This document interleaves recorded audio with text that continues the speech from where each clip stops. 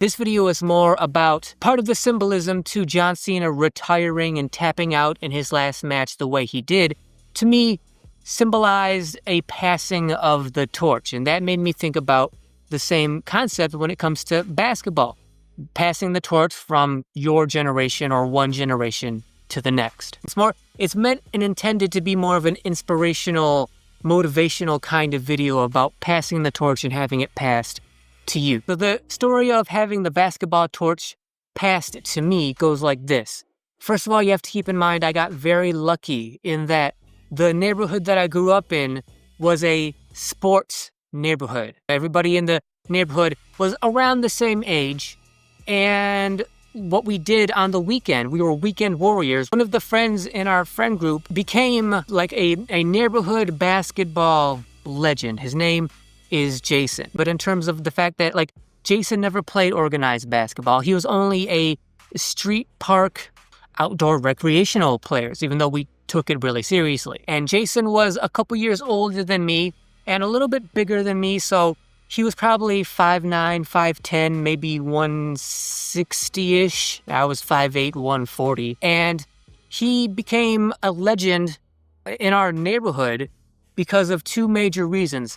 One was because the way he played the game, his playing style, was very awkward. It was very odd. He played in a very weird way that no other average player played. But if someone was in his face trying to block his shot, he would shoot the ball with way over the top kind of arc, way up high into the sky, like way more than you would think or need. And a lot of the times, he would make that shot. Not because he got lucky, but because for him and to him, that was a skill. He shot that way on purpose when he needed to because it worked for him, because he worked at it and got good at it and made it a skill. So whenever anybody from any other park and neighborhood would come to us at our home court and play with us, whenever they would come back a month, a year later, whatever, they would distinctly remember Jason, number one, just because of his weird playing style. But it wouldn't really matter if he played in a weird style if it wasn't effective. But like I was saying, it was effective. He could score. And because he could score, he could win. And he was very good at doing it because he was driven and determined to do so. So he was known for having his weird game, but he was also known for the fact that it would get him wins, and he was successful because of it, which made him polarizing in the sense that you either wanted to play with him because even with his weird playing style,